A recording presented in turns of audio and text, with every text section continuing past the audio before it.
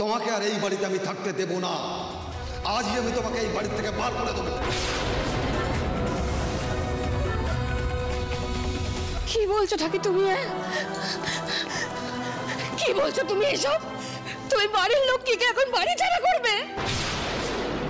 বাড়ির লক্ষ্মী হতে গেলে না ঠিক মতো নিয়ম মেনে বিয়েটা দিতে হয়। তুমি চুপ করো, একটা কথাও বলবে না। আর কত সর্বনাশ করবে তুমি আনন্দী?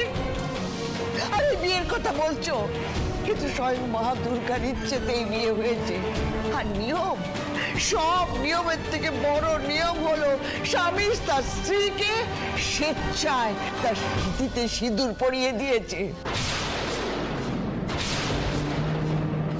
তাই তো, আদি আমাদের সকলের আশীর্বাদ নিয়ে মা দুর্গার সামনে দাঁড়িয়ে আনন্দের শীতেতে সিঁদুর পরিয়ে দিয়েছিল নিজের ইচ্ছেতে।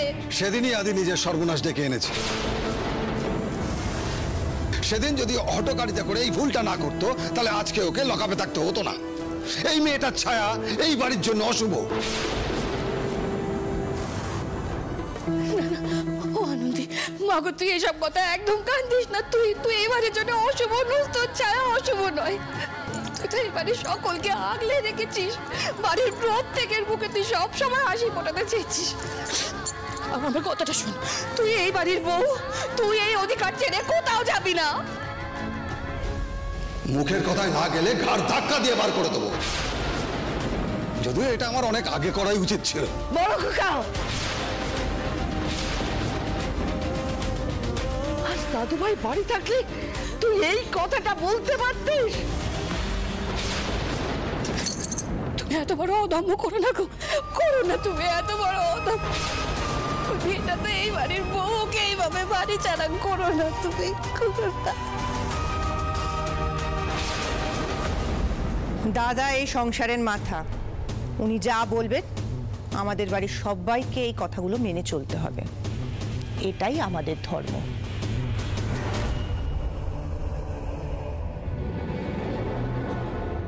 কি বলে গেল? ও কি বলে গেল? মা চৌধুরী কিন্তু ঠিক কথাই বলে গেছে। ছেলেবেলা থেকে শিখিয়েছো যে বড় খোকার কথা মানে দাদার কথাই শুনতে আমরা শুনে বড় হয়েছি। আজকে দাদার সিদ্ধান্ত শেষ কথা বলে আমরা মেনে নিয়েছি। তবে দাদা যেটা করছে সেটা নিশ্চয়ই বুঝে শুনেই করছে। তবে কেন সেটাকে মানতে পারছো না তোমরা? কাউকে ঘাড় ধাক্কা দিতে হবে না, আমি নিজেই এই বাড়ি থেকে চলে যাব।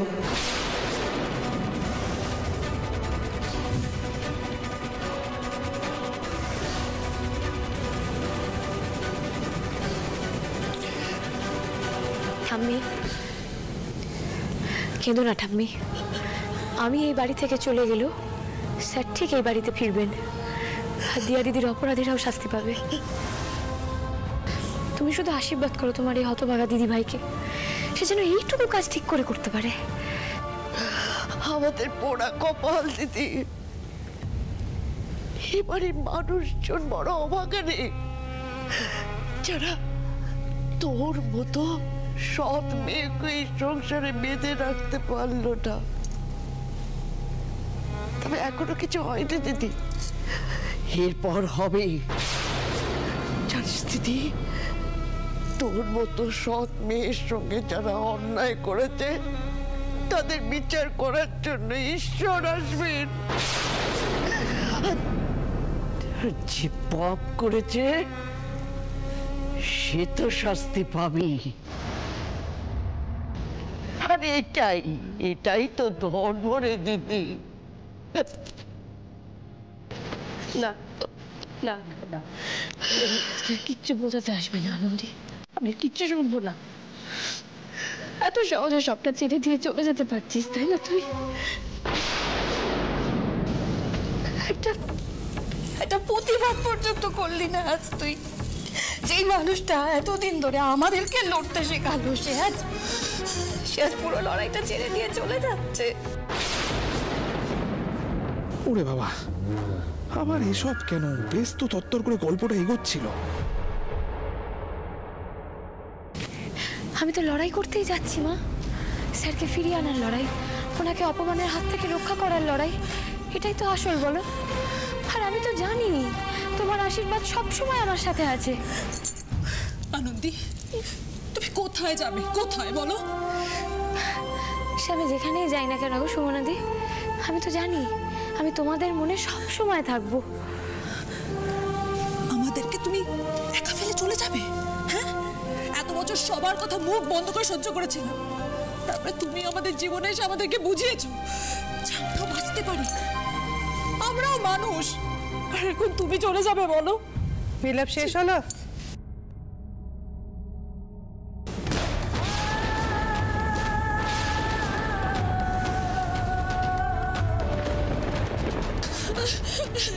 এবার এসো, তোমার যা যা ছিল সব ওই ব্যাগে প্যাক করে দিয়েছি, যাতে সেই অজুহাতে আর এই বাড়িতে ফিরতে না হয়।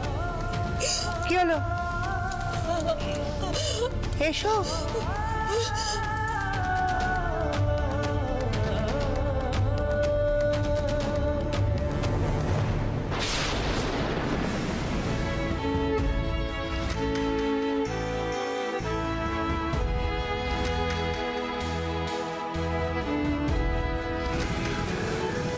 অন্যায়কে প্রশ্রয় দিইনি বলে আজকে আমাকে এইভাবে বাড়ি থেকে বেরিয়ে যেতে হচ্ছে। তবে আমি যেদিন ফিরবো, মাথা নিচু করে তো আমি ফিরবো না। ন্যায়কে যেদিন প্রতিষ্ঠা করতে পারবো সেই দিনই এই বাড়িতে পা রাখবো। আর হ্যাঁ, ডক্টর আদিদেব লাহিড়ী মাথা উঁচু করে এই বাড়িতে আসবে, তাকে আমি নিয়ে আসবো। এই যে অনিন্দ লাহিড়ী, আপনাকে বলছি, দিন গোনা শুরু করে দিন। আপনার পাপের চরম থেকে চরমতম শাস্তি হবে।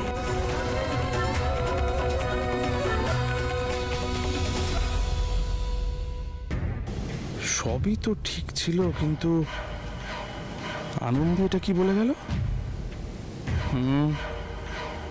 এই মেয়েকে হালকা করে নিলে হবে না। আনন্দী যাতে কোনো মতেই আদিকে নির্দোষ প্রমাণ করে জেল থেকে ছাড়িয়ে না আনতে পারে, সেই ব্যবস্থা করতে হবে।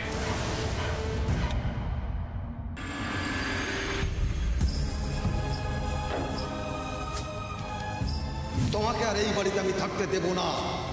আজই আমি তোমাকে এই বাড়ি থেকে বার করে দেবো। এই মেয়েটার ছায়া এই বাড়ির জন্য অশুভ। মুখের কথায় না গেলে ঘাড় ধাক্কা দিয়ে বার করে দেবো। আমি এই পাপের শেষ না করে থামবো না। আমাকে বাড়ি থেকে বের করে দিলেই ওনারা ভেবেছেন যে আমি চুপ করে যাব। যতক্ষণ আমার শ্বাস পড়ছে ততক্ষণ আমি স্যারের পাশে থাকবো।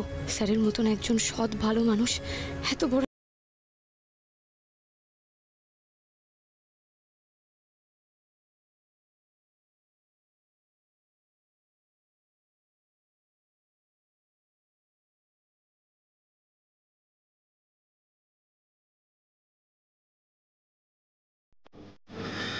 আনন্দী, আপনি কোথায়? আপনি এখন কেন আসছেন না? আপনি তো বলেছিলেন সারা পৃথিবী আমার বিপক্ষে চলে গেলেও আপনি আপনি আমার পাশে থাকবেন। তাও এখনো একবারও এলেন না। একটিবার আসুন। আপনার হাত ধরে বলতে চাই, আমি বলতে চাই আমি এই ধরনের ঘৃণ্য কাজ করিনি, আমি নির্দোষ। আমি একটিবার বলতে চাই আপনাকে।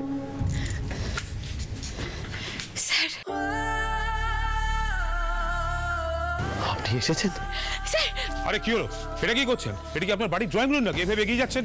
প্লিজ আমাকে একবার ডক্টর আদিদেব লাহিড়ীর সঙ্গে কথা বলতে দিন। আজকে কোনো কথা বলা যাবে না, কাল কোর্টে তোলা হবে, তারপর যা কথা হবে। বাইরে যান, বাইরে যান এক্ষুনি।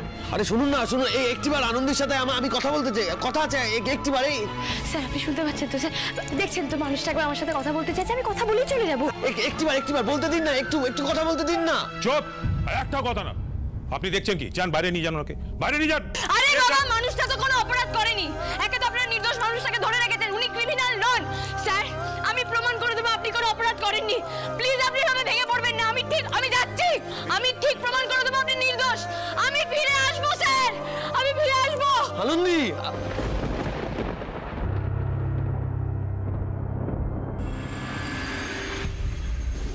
সেদিন দরজা খুলে প্রথম আদিকে দেখে আদিকেই দোষী বলে ভেবে নেয় প্রত্যেকে। এফআইআর কপি আমি দেখেছি, এসব আমি জানি। যেটা এফআইআর নেই সেটা বলুন। হ্যাঁ তাই তো আসলে আপনার মতন এত বড় একজন উকিল, যার এত ভালো ট্র্যাক রেকর্ড, আজ পর্যন্ত কোনো কেসে হারেনি, তার সাথে কথা বলতে গেলে তো একটু হোমওয়ার্ক করেই কথা বলাটা উচিত, তাই না? আসলে আমাদের কারোরই মনের অবস্থা ভালো নেই, তো আমরা নিশ্চিত আপনি যখন কেসটা হাতে তুলে নিয়েছেন তো আদি নির্দোষ প্রমাণিত হবেই। আদিদেব লাহিড়ী বাঁচবে কি বাঁচবে না সেটা নিয়ে আমি কনসার্ন নই, আমি না ধরা পড়লেই হলো।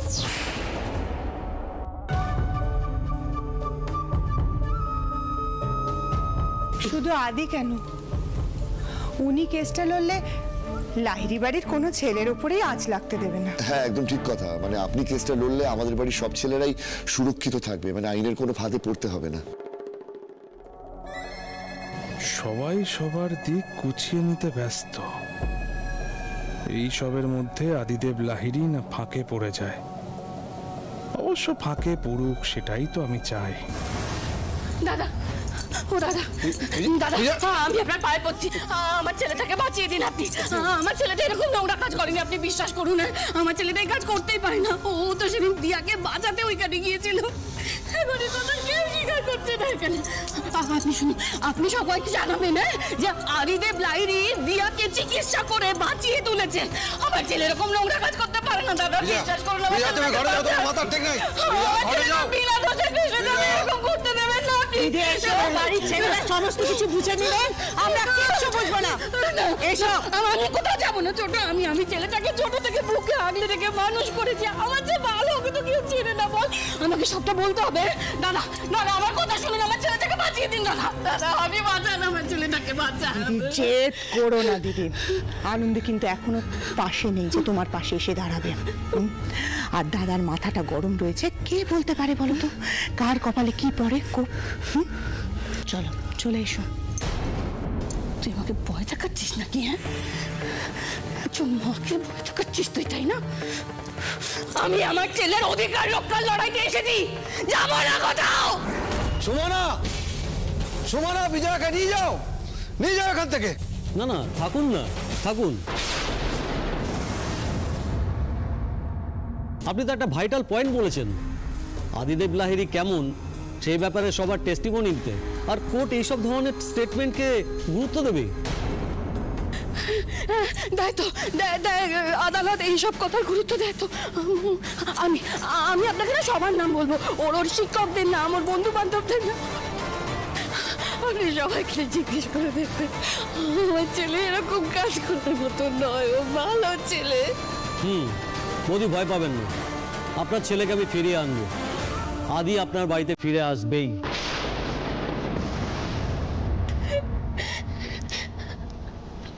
আপনার কথার মধ্যে না একটা চোর আছে।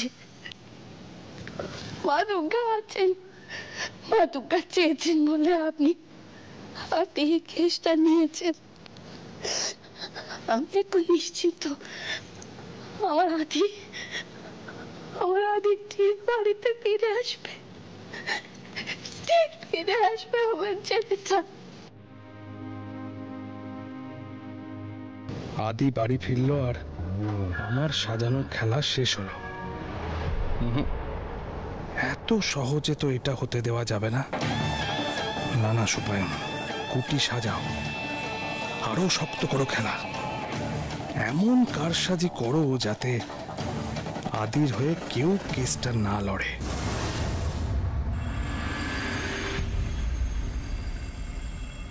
হ্যাঁ, এসব আবার কি দেখছি গো? এই নাকি সৎ চরিত্রবান ডাক্তার তোমার বোনকে ওই রকেটের হাত থেকে উদ্ধার করে বিয়ে করলো। চরিত্র যে চচ্চড়ি সে তো আগেই জানতাম। ভালো মানুষের মুখোশ করে কতদিন, এই সত্যিটা সবার সামনে এলো তো। শোনো তুমি না কালকে একটু মন্দিরে গিয়ে একটু হলুদ দিও তো, আমি তোমায় কিলোখানেক বাতাসা কিনে দেবো। আচ্ছা আচ্ছা আচ্ছা আচ্ছা আচ্ছা। হ্যাঁ গো, গরিব মানুষ, লোকের বাড়িতে কাজ করে অবলা একটা মেয়ে, তার সাথে এমন অত্যাচার।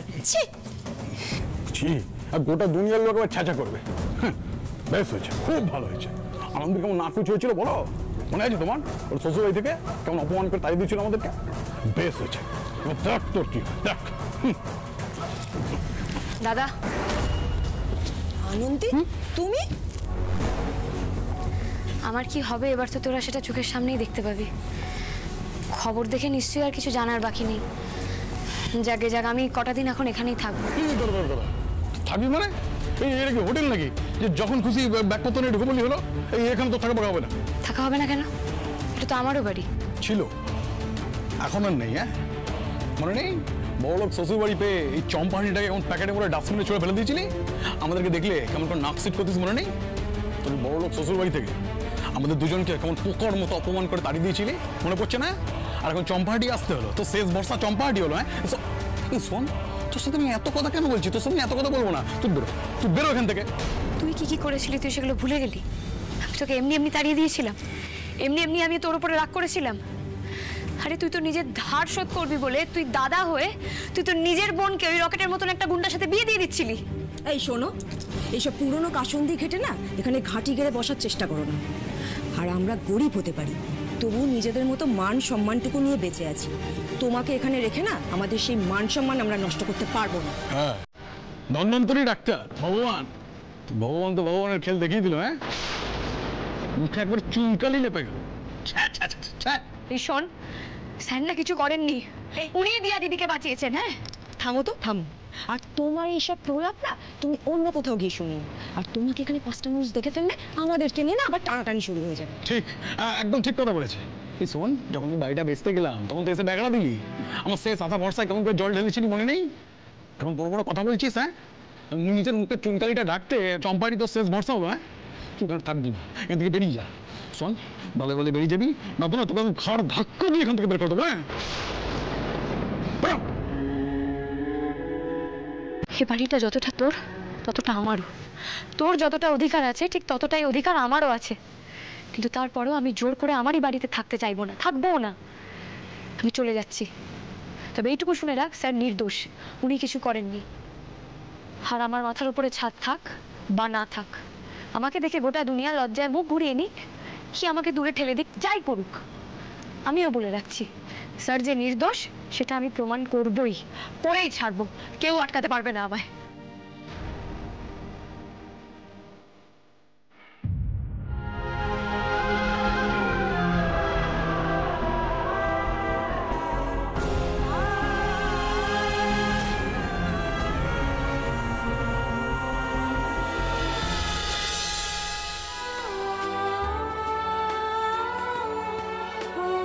এখান থেকে তো আমি ট্রেনিং নিয়েছিলাম, মন্টু কাকাও তো এখানে আছে। দেখি যদি আমাকে আজকে রাত্রিটা এখানে থাকতে দেয়।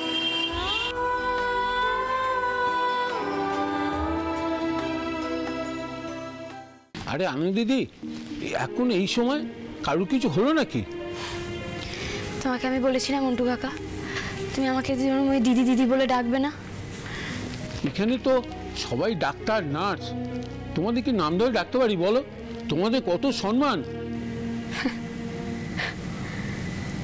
আর এই সম্মানেই যখন আঘাত লাগে তখন এই মানুষগুলোর কাছে এই অসম্মানটা মৃত্যুর সমান হয়ে দাঁড়ায়।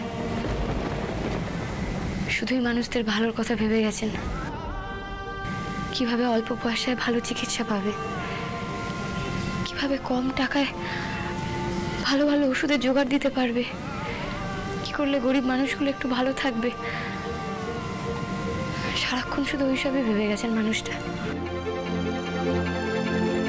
দেবতার মতন মানুষটার আজকে এই পরিণতি হলো। বড় বিপদে পড়েছেন গো স্যার। আমাকে যে ডক্টর আদিদেব লাহিড়ীকে বাঁচাতেই হবে।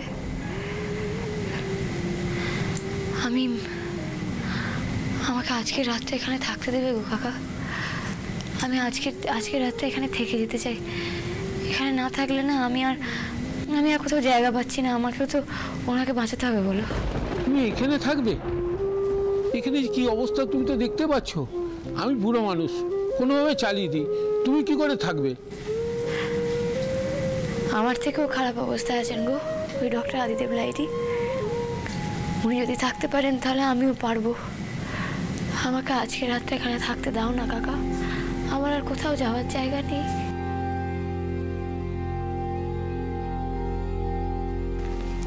খেয়ে নাও দিদি, খালি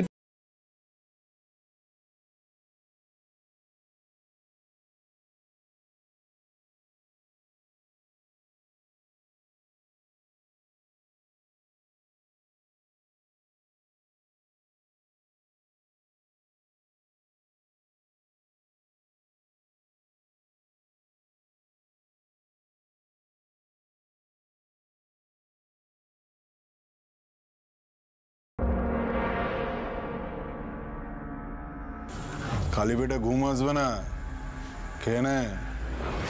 কি হলো? খা খা। আমার খিদে নেই, আমি খাবো না। দয়া করে আমাকে বিরক্ত করবেন না। শুন রে, গরিবের কথা বাসি হলে কাজে লাগে। যদিও তোর বাসি হওয়ারও সুযোগ নেই।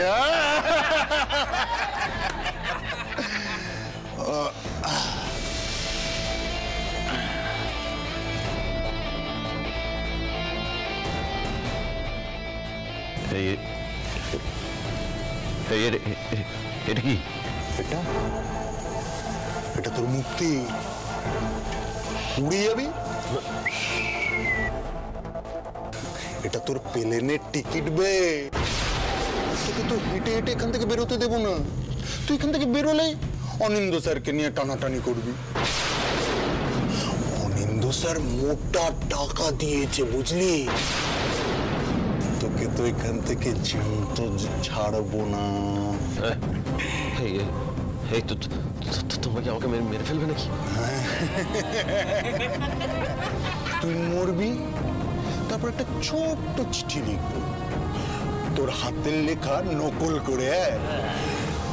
দিয়ার জীবন শেষ করার পর আমি কি যেন বলে আত্মগেলানি। হ্যাঁ, আত্মগেলানিতে ভুগছি, তাই আমি আর পারছি না, তাই নিজের জীবন আমি শেষ করে দিলাম। না না না না না না, আমার কেসটা কোর্টে উঠে অপরাধী শাস্তি পাবে।